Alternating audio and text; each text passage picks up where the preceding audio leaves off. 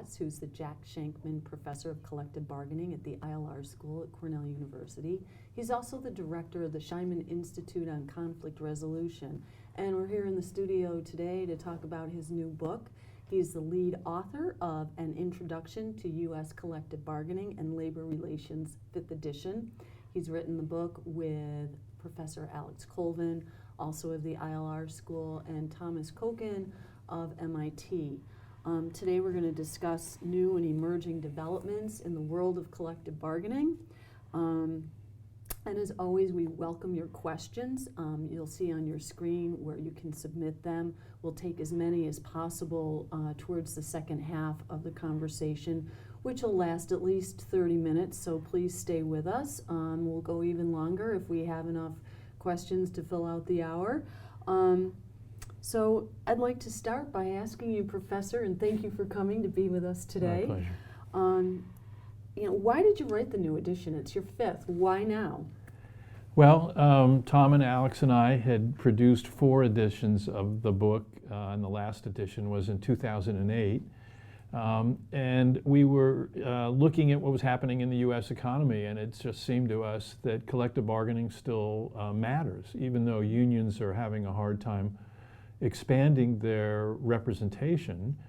They're still a really important force in the economy. I was just thinking today about how I'm teaching my current 120 students here at ILR in their introductory required collective bargaining class, and I was just talking with them last week about the negotiations at Boeing and with the IAM, the Machinists Union. And as you know, reading the press, 10 days ago the New York Times had a story saying Boeing's stock price is skyrocketing, and that's been driving the rise in the Dow. Boeing's profits are rising, and the story went on to say one of the key reasons Boeing was doing so well was because of a collective bargaining agreement they had negotiated a couple years ago with the machinists, a 10-year-long agreement that included some sizable concessions, but also has led to substantial improvements in their productivity. They're producing Dreamliners and other planes in good speed, and so labor relations really matters. Just one other example, just today, this morning,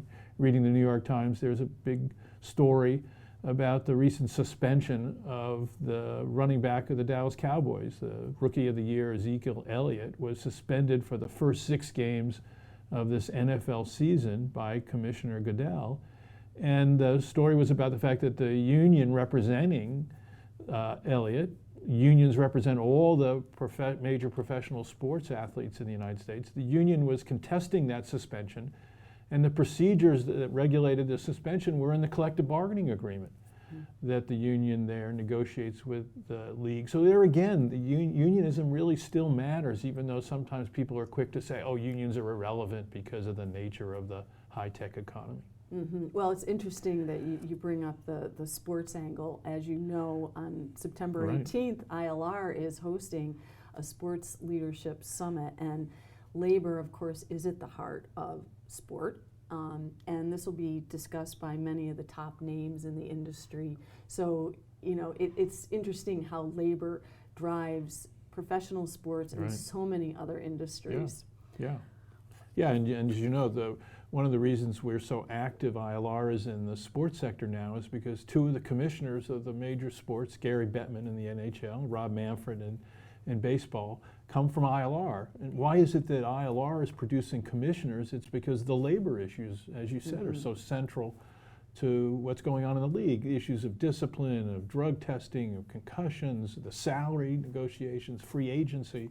Those are all issues that come up in labor relations. Yeah. And negotiation, of course, at the heart of labor relations, and that's such a big part of sports. Well, this text is your 5th on this particular issue. You've written up many other books, of course, including another one we're going to get to in a little bit. But this is a bit more innovative than the previous 4 editions. Yeah, no, it's nice of you to ask about that. Yeah, this book, here's a copy. I got my first copy 10 days ago. They're now hot off the presses. We're doing this book with Cornell ILR Press. The other 4 editions were done with a commercial publisher, McGraw-Hill. you know, we were satisfied with McGraw-Hill, but we wanted to do some new things, like you're saying. One thing, honestly, we wanted to reduce the price. Working with Cornell Press and ILR Press, we're able to produce the book at a more reasonable price for our students. We've also, thanks also to the agreement of my co-authors, Tom and Alex, all the royalties of this book are going to the ILR school. And then there's other innovative features in addition to just updating all the current events and news stories. We have introduced with this book an open source instructor manual. So up on the web now, there's an instructor manual all instructors have access to and can contribute to. We have outlines of the chapters, we have a test bank, we have news stories. I just put 2 news stories up today that were just in the press related to collective bargaining. And we've got other visual aids that instructors are using, and we're trying to take advantage of the web to make this kind of a live resource. And also one that'll live on, we hope, beyond the 5th edition. You know, we're from the ILR school, and the ILR school is a central place where labor issues are addressed, and we're hoping through this textbook and the website that will spread knowledge about labor issues, but also bring into prominence the role of the ILR school. Mm-hmm. And ILR is a place where student engagement is a huge part of what we do, and I know that you tapped the expertise of some students for their insight on how to structure this book. And can you talk a little bit about that? Why you went to students? Yeah, to be honest, I did a lot of the work on the book when I was in my administrative role phase. I was dean of the school and then interim provost for a stretch, and I was able to continue working on this book and the other international text that's available. I couldn't have done it without students. I have terrific students in the classes I teach, so does Alex and Tom, and we use students in 2 ways. We use students in developing the text material, the cases, the examples, the data. A lot of that information is now up on the internet, and the students, even better than us 3, are really adept at finding out the information that's now available on the internet, so we could cover developments not only in the sports sector, but this book also includes information about developments in other countries and how they compare and contrast to what goes on in the US. And to resource and research those other countries, we needed the help of the students. The students also helped us develop the instructor manual to help put those materials up on the web, to develop the material. Again, I couldn't have done it without their help. We were able to get an interview with a couple of students, so we'd like to roll that in if we could.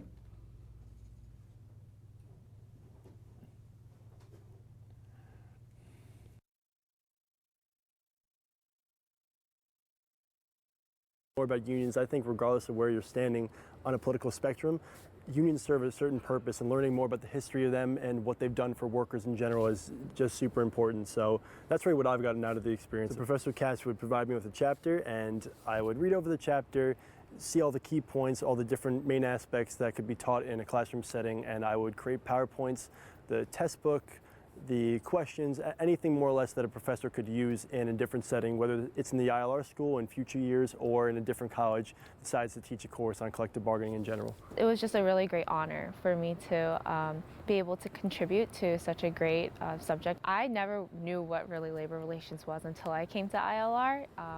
So really, first classroom exposure, of course, was great, but I think also being able to actually read through the textbook, kind of working on behind the scenes, I guess, before the play is out, was really great, and it was also a really great experience where I was able to gain skills and just also being able to think about the next step in, when students are contemplating the kinds of questions that they ask about the textbook, or even the content, like just being able to analyze it on a more deeper level as I was trying to think of questions that I would ask, maybe even like if it was just for a test or just for further reference for instructors. I think it was just beneficial for me to have that exposure and be able to really think on that deeper level. Well, I think having the exposure to work with someone of such prestige such as Harry Katz is just a great opportunity, period.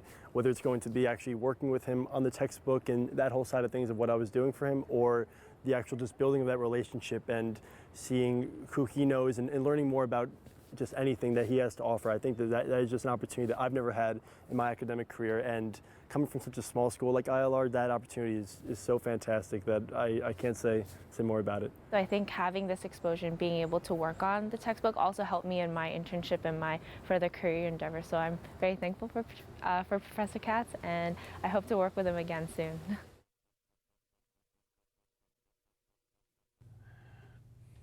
Thanks for watching.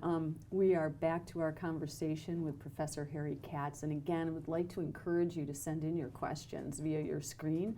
We've already had a few come in, but we'd like to get more, and we will get to as many of those questions as we possibly can. So back to you, Professor. Yeah. We're talking about your new book, An Introduction to U.S. Collective Bargaining and Labor Relations, 5th edition. But you wrote another book a couple of years ago that I'd like to have you talk about because it's going to give this new book some context. That book was called Labor Relations in a Globalizing World, also written with Thomas Kochan and Alex Colvin. Yes, what happened is I learned while I was dean of the ILR school, I was visiting a number of countries where we were forming new associations and alliances so our students could go study in those countries. And I was on such a trip in Beijing at Renmin University and in China, and they wanted me to deliver a lecture as part of my visit. I did that. And at the end of the lecture, a woman came up to me and said she had really been pleased to see me again. She reminded me that she had audited my class. She's a professor at Renmin, and she had audited my class when she was on leave here. And then behind her back, she brought out a book that had just been published in China that's a word-for-word translation of the 4th edition of the US book. And at one level, I was really delighted to have the book translated. I knew it was in the works, but I just didn't know if it had been done and what form it would take. And then I went back and talked more with Tom and Alex, and we decided, you know, it was nice that there was a translation of the US book, but that really didn't make sense as a guide for students in China to learn about labor relations. And they need to learn about labor relations. Labor issues in China are as big an issue as anything about their country's economic development and the social path it will take. And so we developed this book, as you mentioned, Labor Relations in a Globalizing World, also with ILR Press, that focuses on labor relations, but for those countries, looks at sort of analytic principles that are common across all countries, but in particular how those principles play out in countries like China, India, Brazil, and South Africa are the 4 we focus on. We also talk about countries like Korea and others that are kind of transitional or emerging countries where the labor relations system is still in flux. Now, what's similar about these 2 books is that they use the same analytic framework. That framework is a 3-tiered structure, a framework differentiating between strategic levels, functional collective bargaining levels, and the workplace levels. I developed that framework really with Tom Kochan and Bob McCursey in a book we published now 30 years ago called The Transformation of American Industrial Relations. So both of these books rely on that framework, but try and bring the framework to life by looking at contemporary issues in labor relations. This book more about how those issues surface in developing countries, emerging countries, and in the US book obviously focus more on the US with some discussion about how the US system compares to that in other countries. A lot of changes in the U.S. when it comes to collective bargaining, and huge impacts, of course, on labor management and government policy. Can you talk a little bit more about those changes? Sure. I mean, you know, that's the other key reason we wrote the book, is to try and understand those changes, you know, what was happening, what they meant, what they mean for workers and employers, what they mean for labor policy. One of the key changes is there's kind of a broader focus to collective bargaining, an engagement of more actors. To some extent that's because unions' traditional source of leverage, strike leverage, has declined. It's not been eliminated, but it's declined. And unions are turning to alliances with other groups, community groups, rights groups. Think of those latter groups as various forms of NGOs, non-governmental organizations. And although in the international book we talk even more about NGOs because they matter enormously about labor rights issues, you know, at Foxconn's assembly plants in China, there's a lot of controversy and a lot of activity by labor rights groups. But even in the United States, that's what's interesting. Even in the United States, there's labor rights groups that matter ever more in influencing labor conditions and labor policy. Just the groups focusing on the living wage, the fight for 15 minimum wage, groups focused on trying to expand organizing rights within Uber and Lyft and other computer-mediated work environments. Other groups, the Immokalee workers in Florida, you may have heard about, who picked tomatoes. There was campaigns involving rights groups putting pressure on McDonald's and other fast food restaurants who make use of those tomatoes to provide rights to those workers, even though those workers don't yet have collective bargaining rights. So in some cases what we're seeing is forms of association that don't yet coalesce into collective bargaining. That's an area where rights groups are mattering. But even where unions exist, and even in the United States and other advanced economies, you have established unions aligning themselves with rights groups, and that changes the nature of collective representation and labor relations. Another issue that's surfacing in bargaining is just kind of a more practical one, in that the agenda has shifted. In the United States, a lot of the focus on collective bargaining, where it still involves agreements and negotiations, is on healthcare cost containment, or in ways in which pension systems are being revised or refashioned in the face of various economic pressures. And so in our writings, and again in the research that was helped enormously by those students you saw and others they worked with, we were trying to understand how, for example, negotiations surrounding healthcare cost containment was changing the nature of collective bargaining and how it was playing out and influencing events.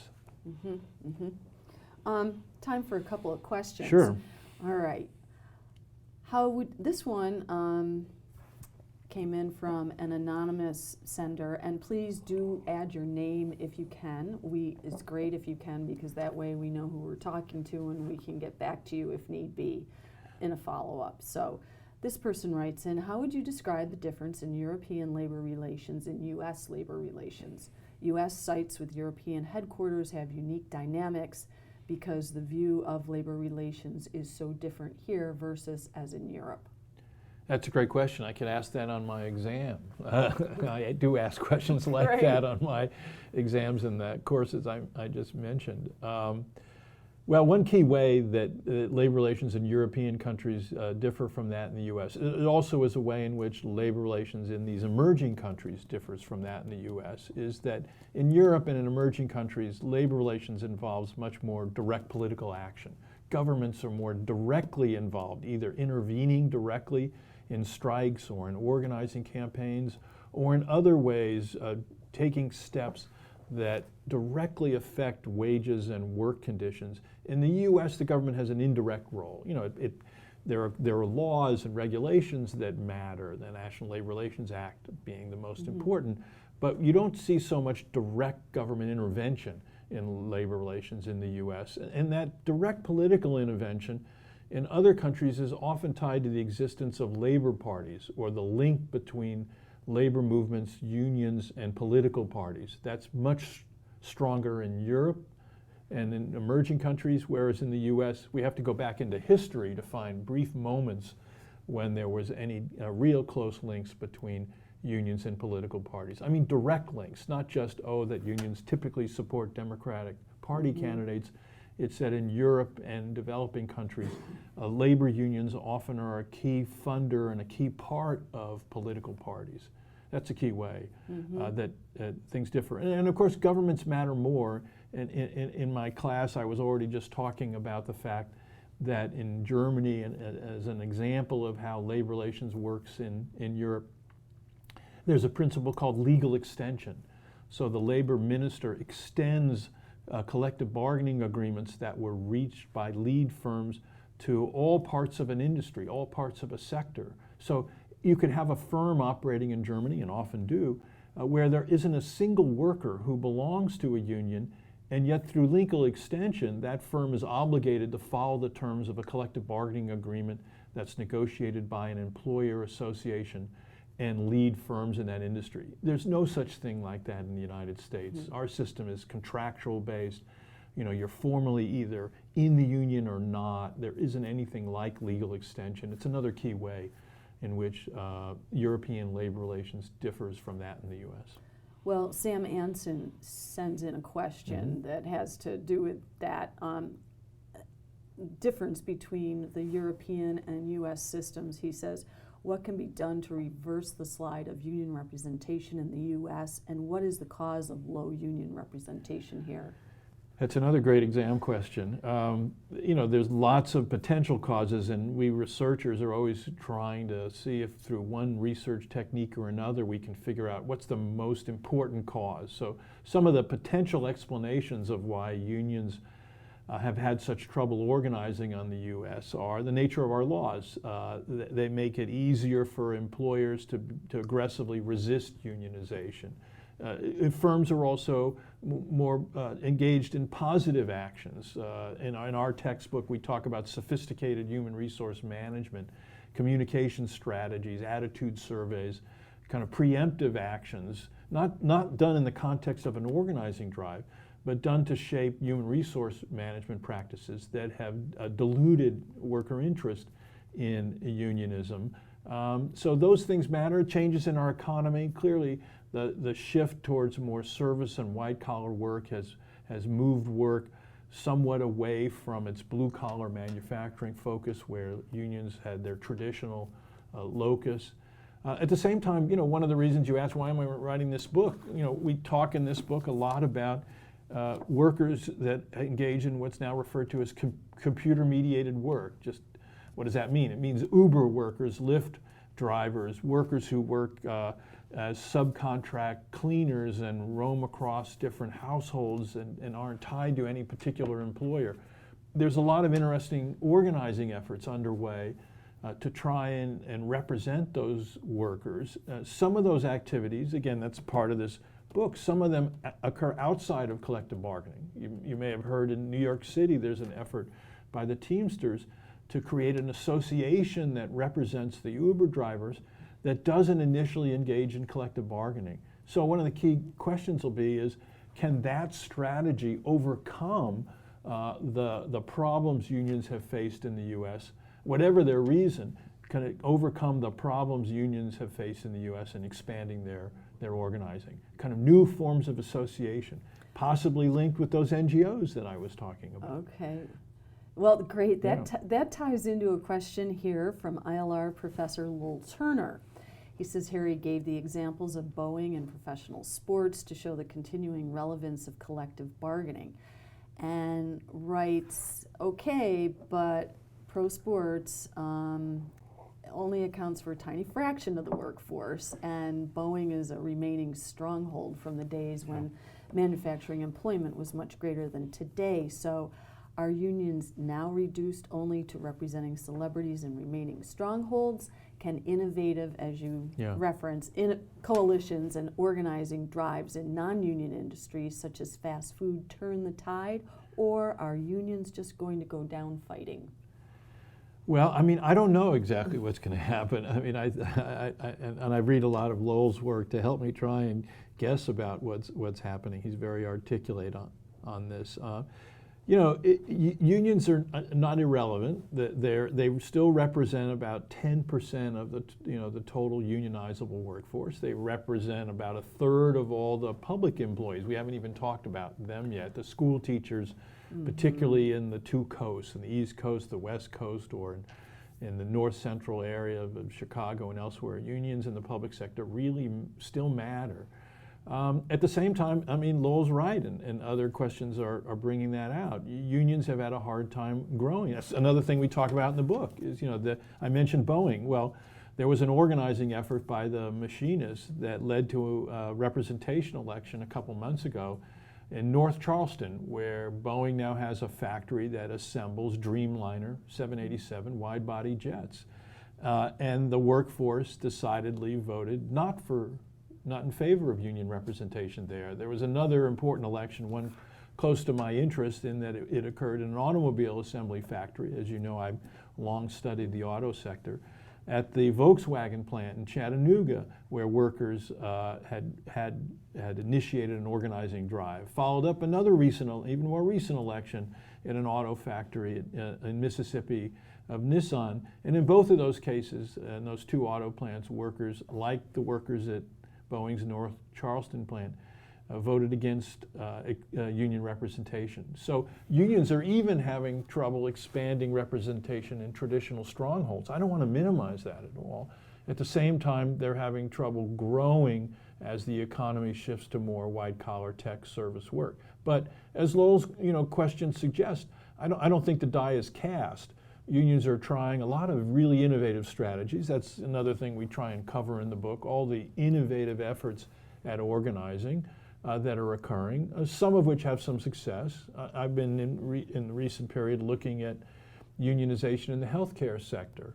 So among nurses and other healthcare workers in a rapidly growing sector, there's some interesting organizing going on, led by the SEIU, among other active unions. And so I don't think the die is cast. At the same time, I don't want to gloss over the fact that, as Lowell's reminding us, unions have had a hard time expanding their jurisdiction beyond traditional sectors. No doubt about it.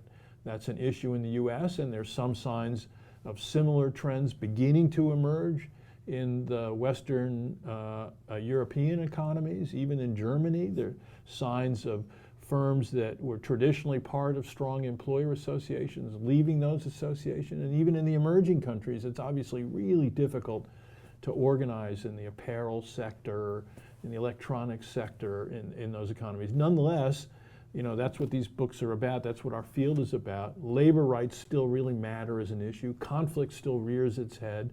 So we at ILR have a lot to say, even though the events may be taking new forms and going in directions where it's really hard to predict exactly what will happen from those actions. John Phelan writes in about social media. He says the rapid growth of social media, what have you seen as a significant impact on collective bargaining strategies and outcomes as a result? So social media is really interesting in the sense that, even in the midst of traditional collective bargaining, there's new uses for social media. I'll go back to some of the examples that I've studied more closely. In the Boeing negotiations with the machinists, Boeing was very aggressive at communicating directly with its workforce about its contract offers, not just waiting for those offers to be communicated by union officials. Now, there's some legal issues in the US. The companies can't go too far and bypass purposefully the union at the bargaining table, but they find ways to use social media to communicate. Boeing actually put up on the website a calculator, so an individual worker could plug in their own characteristics, their age and their job classification, and then find out how much of an increase in pay and benefits they would get from the latest Boeing offer. And they would normally only hear that, if at all, through the union negotiator. Now they were hearing about it directly from Boeing. So that's a way in which bargaining is changing. Mm-hmm. And also on the organizing front, again, those efforts to organize, as Lowell's mentioned, the fast food sector, whether it's McDonald's or Burger King and others, you see in those campaigns use of social media. People trying to talk to one another, create solidarity, movement activity through social media communications. Again, we're not quite sure how that's all going to play out, but it's certainly something to look at. Do you think the use of social media by unions is a direct attempt to appeal to the younger people in the union, or doesn't that matter? No, I think that's a part of it. I mean, like you, when I want to do something new on my iPhone, I have to ask one of my kids. They're the only ones in my household who know how to really do that stuff. And it's clear, I mean, I see that when I teach the undergrads. They're more adept, they're more active at making use of social media. So I think that's a part of it. But again, to be honest, I those Boeing machinists are not young kids. I have the pleasure of serving also on the UAW Public Review Board, and interestingly, a number of our cases in recent years involve social media. a worker making a complaint about the company or a union representative through social media, or vice versa, without getting into the details. We've had cases where union representatives say something about a worker on the union's website, and it gets communicated widely in a plant, and it's raising new issues for the unions. We've been encouraging the UAW, and they've been looking at this, to look at some innovative things other workers have done. The CWA is an interesting case where they have a social media policy that they've adopted to regulate their own internal communication. So it's raising those kind of issues internal to the union, as well as the question about can unions make use of social media to enhance their organizing. Well, that's what William Welkowitz writes in about. He said, how do you see the increased use of social media potentially affecting the manner in which unions organize? So do you think from the ground up they're going to be able to pull in new members with social media? Well, you know, with computer-mediated workers, whether they be at Uber for cleaning companies or others, clearly they're geographically dispersed. They don't come together into a common workplace. Again, traditional strongholds, whether it be an auto factory or Boeing or in schools, the workers, the employees were all there together. That helped breed the solidarity and communitarian values and actions. So the question is, you know, and again, that's a great question, can social media fill the gap, help replace the kind of more everyday interaction that often was a key part of organizing and mobilization? And again, we see some signs of experimentation with social media in that regard. It's just still unclear how it's going to play out, and in part it's unclear for the very reason that you ask. The younger workers make greater use of social media than we did and we do now, and so more and more of these campaigns and efforts are going to involve those younger workers, and it's something that we'll have to watch to see you know, what the answer to that really good question is. Does it really make a difference in union strength where unions exist? And does it really help unions organize in places they don't have formal recognition yet? Really still in its infancy. Yeah, it's still media. early. I mean, Yeah. it helps keep me up in the morning thinking about how collective representation is changing. And you know, honestly, I think when I started my class this semester, it's formally called collective bargaining. I said to the students, you know, it really ought to be called collective representation. Because even in the United States, because of the role of NGOs and social media and affinity groups, you see collective forms of representation that are growing, and it's still unclear what shape they'll take, but they're going to matter more and more, and we can't just restrict ourselves to discussing collective bargaining where there are formal collective bargaining agreements to recognize the important roles of collective action. Mm-hmm. Again, that's what we're here to study at ILR, is collective action, conflict resolution, and those things are taking new forms, no doubt about it. Joseph Malloy writes in, I've found unions to be enormously resistant to pay for performance, an important component of modern compensation. It's a way to hold everyone accountable for driving results. Why do you think unions won't engage in this practice? Well, actually, I think the answer is more mixed than that question suggests. I've studied plants and collective bargaining agreements that do have pay for performance. Just up the road here at Corning and the glass works, the Flint workers accepted pay for performance both at the plant level, at the corporate level. In the auto agreements that I was studying starting in the early and mid-1980s on to the present, there's a profit sharing plan, and down at the plant level there's pay for performance in a number of the plants that have team systems. So it is growing as a form, but unions do have some hesitance about pay for performance. They honestly worry that it's a vehicle through which management favoritism can creep back in. Supervisors can decide, use the discretion they have in judging performance to reward their friends and punish their enemies. Unions worry about the imbalance where some workers, for whatever reason, are going to have pay increases way above the increases received by others. They just are bothered by that in principle. They also do worry, sometimes I think somewhat mistakenly, but because this can be corrected, they sometimes worry that the management's going to find ways to cook the books, to fix the numbers. I heard that in the auto sector when I was first studying this in the 80s and 90s when it was being introduced at the big three. But their auto unions have made an adjustment. They have union auditors that are funded by the union to audit company financial performance, to make sure that they can't cook the books, to make sure workers are entitled to. Again, just another example, close to my heart. Due to the success in recent years at some of the auto companies, because of the rebound that's occurred, auto workers in some years have gotten checks as large as $8,000 per person through the profit sharing plans that they have.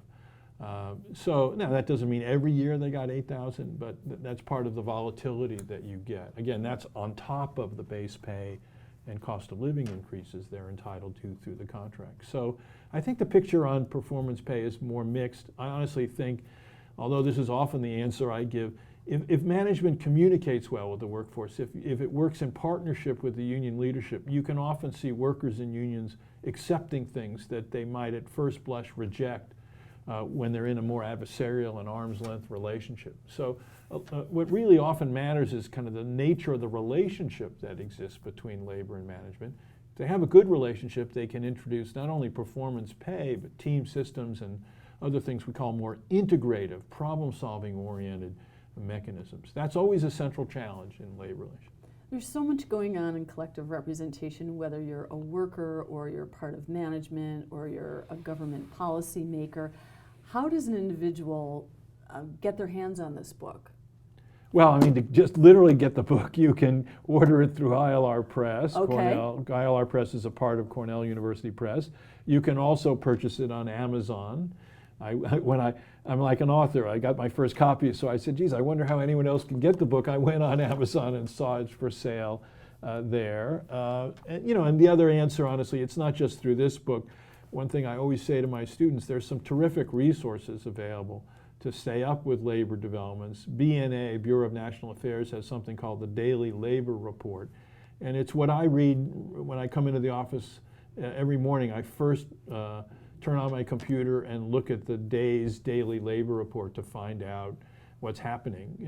No one can be directly informed by all the different sectors, all the different regions. So there's a variety of sources, again, principally now distributed on the internet. Mm-hmm.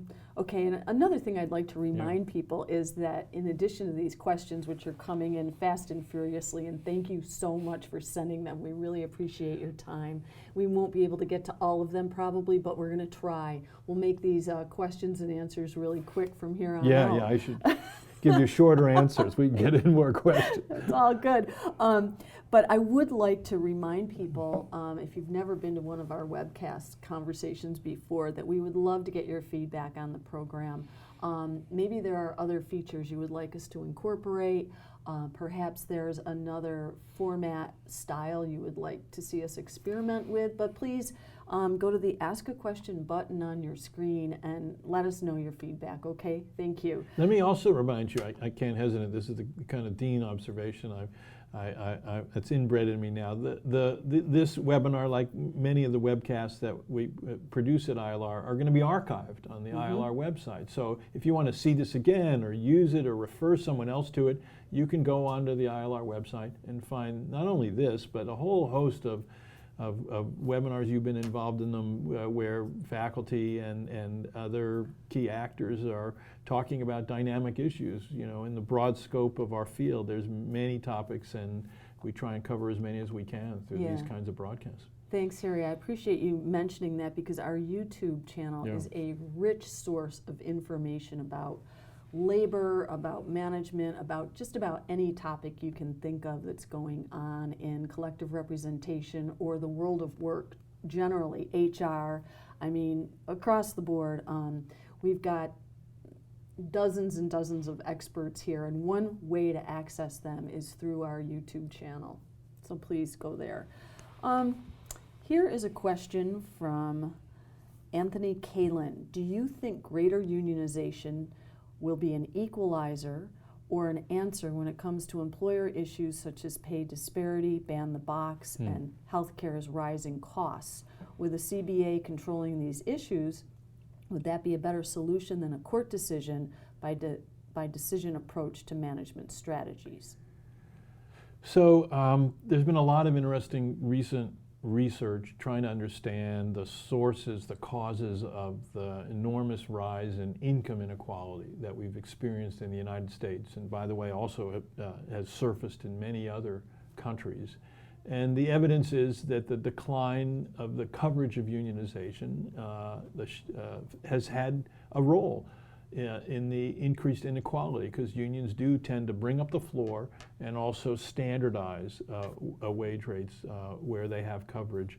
And so I think, one factor, it's not the only factor. The evidence is it has a role to play that's kind of on the scale of 20 to 30% or so of the inequality can be explained by the decline in unionization and the decline in the strength of union power. But it's played a role. Now, can unions counteract it? Well, they are a force for more standardization. They do bring up the bottom floor, but they're not going to, reverse the larger, some of the other factors, not just larger factors. It's hard to tell the size of each. The fact that there's all these emerging countries with, growing labor forces in those countries that are competing particularly at the lower end and increasingly moving up that lower end. That's clearly driven down the wages for workers of only high school education, and that's enhanced the differential between the college educated and the high school educated in the United States. So that's a factor. There's some role for technology that's led to this increase in differential between high skill and middle skilled employees. But again, back to the basics, we're here to talk about labor relations. The decline in the coverage and strength of unions in the United States has clearly been a contributor to the increased inequality that we've seen occurring in our country. And where it hits a lot of people is with healthcare. And Susan Grody-Rubin writes in healthcare cost containment bargaining in municipalities with several bargaining units with different unions. Units which don't bargain first complain the employer is failing to bargain a mandatory subject of bargaining. But the employer, I just lost that on my screen, but I think you can address it. Yeah. So honestly, it's a big issue, collective bargaining, healthcare costs, what's leading to their rise, how collective bargaining can confront the rise. What I've been studying are some cases that I find quite interesting where through problem solving and partnership, labor and management have been able to control healthcare cost escalation without reducing benefits. That's the key. I mean, you can cut healthcare costs by slashing benefits. You can also cut the cost to the employer by substantially increasing employee contributions. That's kind of the first approach that management often takes. That's somewhat typical of our more adversarial relationship in the U.S. Management wants to save costs by passing the costs on to employees. And yet you can find cases, and I'm right in the middle of research looking at some of these, where the parties have come together and jointly found ways to reduce essentially unnecessary healthcare costs or come up with more efficient healthcare delivery. Just so it's not a mystery, one of the places I'm studying that is in New York City, in the healthcare benefits received by the 300,000 New York City employees that are represented by a number of public sector unions in New York. They're in the middle of a really innovative cost reduction effort that's reducing healthcare costs to the city of New York, but doing it by introducing efficiencies, not taking the costs out of the backs of employees. Another place I'm looking at it is in the auto sector, in the creation of what are called VEBAs, where the UAW has taken over the administration of the retiree healthcare benefits. And again, as best I can tell, they're doing that by efficiencies, by coming up with better ways to provide healthcare rather than taking it out of employee pay by increasing the contributions of employees. So again, I'm looking for ways, and I'm finding some where you can be innovative and more proactive rather than just pass the costs on to employees. Here's another element of the whole collective representation situation sent in by Laureano Conchio. Many companies make it a point to have their labor relations directors have law degrees. However, other companies complain that a law degree actually limits labor relations people because it tends to de-emphasize the human element of labor relations. What is your view? So I don't know if it's the law degree per se that's the key determinant. I think what you do observe, and I've spent part of my career trying to document this, is there are many different ways to run labor relations. There's many different relationships, labor management relationships that exist. Sometimes the relationships are more problem solving, more partnership oriented, more integrative, to use that word. Other times they're extremely adversarial. Where it's all just a fight over a given pie. Whose share is going to go down, rather than how can we increase the size of the pie. So I think the issue is honestly whether you take a problem-solving approach. I now direct the Scheinman Institute on Conflict Resolution with some wonderful professionals and staff that spend a lot of time teaching parties, not just labor and management at the bargaining table, but parties at the everyday workplace, how to make use of mediation. How to make use of mediation skills to engage in problem solving and be less adversarial. And I think that's the real challenge. Well, Bob Landsman writes in, shouldn't we concentrate on problem solving and teamwork? So at the Scheinman Institute, you do that, but elsewhere, do you see it spreading? I think that's a central challenge in the U.S. because again, often the initial action taken in the U.S. context is to think only in terms of kind of pure and simple cost reduction, or what we refer to as distributed bargaining, winner-take-all bargaining. And yet there is lots of opportunity if the parties work at it and are open to it for problem solving. Again, that's not just a U.S. challenge, that's true wherever you are in the world trying to address labor issues. It's just in the U.S. we do have this particular tendency for more legalistic, arm's length, adversarial relationships, and I think the lessons from a lot of good recent examples is there's a better way if the parties take the steps necessary to engage in communication, information exchange, and again work hard at mediation. It's not simple to do the latter, but I think it's potentially more productive than the more traditional arm's length approach. Okay. This from William Woods. Dr. Katz, what is the biggest trend or shift you're seeing in public sector contract negotiations? Well, in the public sector, I mean, obviously, I think the biggest shift was the real, somewhat brazen attack on public employees and public sector collective bargaining that emanated from some outspoken governors, Scott Walker in Wisconsin, Governor Christie in New Jersey, and then others in other states. They basically blamed the public employees for issues surfacing in the public sector. In the public schools, there was the blame, it was the teacher unions that are leading to the poor performance in some of the schools. So that attack, really defied the kind of drift over the previous 25 years, where you saw kind of a fairly standard normalization of labor relations in the public sector, and in my view, well-functioning collective bargaining occurring in many parts of the public sector. So I think the attacks were both unnecessary, uncalled for, diversionary, and I think now in the public sector, as was asked earlier in the question by Susan, is you've got to look for more problem-solving oriented approaches rather than go into attack mode to actually deal with some of the root causes of the problems that exist. Again, recognizing that there's also a lot of great successes. People exaggerate, in my view, the problems, often blaming public employees and public sector unionism for issues that are much more complex and not so one-sided. Okay. Carrie, who's an ILR graduate class of 2001 rather, she's worked in labor relations since graduating back then, always for public sector unions. She is wondering what the future, in your mind, holds for public sector unions in New York State with the likely loss in the Janus case pending in the U.S. Supreme Court?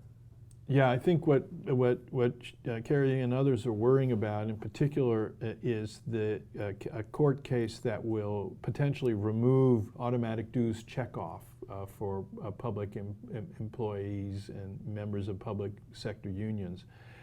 You know, overall, some people think I'm crazy for saying this, but I'm actually pretty optimistic about the long run status of public sector unions and public sector collective bargaining. I'm optimistic because actually I think there have been really healthy contributions made by public sector unions, and I think labor relations has worked generally well in the public sector. You know, that's what I studied first in my career. I wrote my dissertation about public sector labor relations, and at that time, back in the mid-1970s, there were arguments being made that unionism and public sector bargaining that was inappropriate for the public sector. And those arguments went away for 30-something years, and then most recently we saw them sort of come back. So I thought the arguments were wrong when I was first studying them in the mid-1970s, and I think they're wrong when they're made now by those critics of public sector labor relations. I think, again, it depends on the relationship. We find many healthy relationships. And so in that sense, I'm more optimistic. I'm also more optimistic, just to add a little bit, you don't see the same threats from international competition. Yeah, there's issues of to what extent privatization is going to grow and replace public sector provision, but you don't see the same challenge that production in low-wage countries provides in the private sector existing in the public sector. So you see, I think generally healthier relationships in the public sector, more stability, and I think somewhat less extreme economic pressure that in the private sector has often led to kind of rampant outsourcing and deunionization. From Frank Riddell, what strategies do you suggest labor and management implement to maintain their competitiveness against the non-union declining union market share and membership? Yeah, well, that's what I was trying to get at, talking about integrative problem-solving approaches. You know, again, I've studied this in the auto industry and telecommunications. I'm doing it in healthcare. There's great opportunities for labor management partnership, for team working, for the use of mediation. Unions are also, here's what I'm seeing in healthcare. There's tremendous examples where the union is the central vehicle promoting better upskilling and training opportunities for, let's say, a nursing assistant to become an LPN and maybe an RN, for a hospital orderly or janitor to go into nursing or to be a care provider. So the unions can often be a really positive force for the kind of training and upskilling that's needed for those more proactive, integrative problem-solving approaches. This is from David Walsh, MPS graduate of 2014, I believe.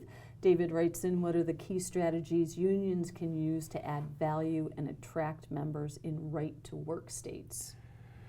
Well, you know, again, I think they have to be spokespersons for the kind of problem-solving approach I was just mentioning, and there as well, you know, I'm not an organizer down on the street level, so I'm never quite sure what explains all the difficulties that unions are facing.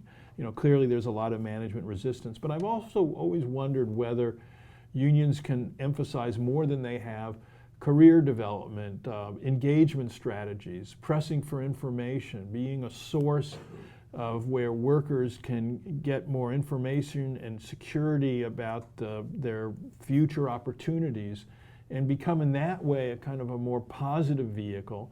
Not to say they shouldn't be bargaining hard for wages and health and safety protection and all, but also getting involved in providing information, training and development to the workforce to provide essentially career opportunity. It seems to me with the dynamic nature of the current economy, in part because of the really forceful role of international competition, employees are fundamentally insecure, and management can't answer all that insecurity and doesn't choose to provide all the information and training necessary to answer that insecurity. And I think unions could. Unions could do more Some already are quite active, and I think others have to learn from the real active unions and become more involved in promoting essentially career development and answering employee insecurity. And I then wonder whether that can help overcome some of the difficulties unions are facing in organizing. That's one great piece of advice for unions and those affiliated with unions, but we've got to wrap it up. It's almost 1 o'clock. There's a lot of great questions here that have come in, and I'm truly appreciative of people's great thoughts. That we could go on for an hour, but we better wrap it up. So, other advice for for beyond unions. You know, you've written these books. You've spent your professional career and your graduate years studying these issues. Is there anything else you'd like to leave us with, food for thought? Well, I mean, I also spent 10 years as a manager, being dean of the ILR school and interim provost, and what I learned there is a lot of the issues addressed in conflict resolution, in labor relations, come up in everyday life as a manager.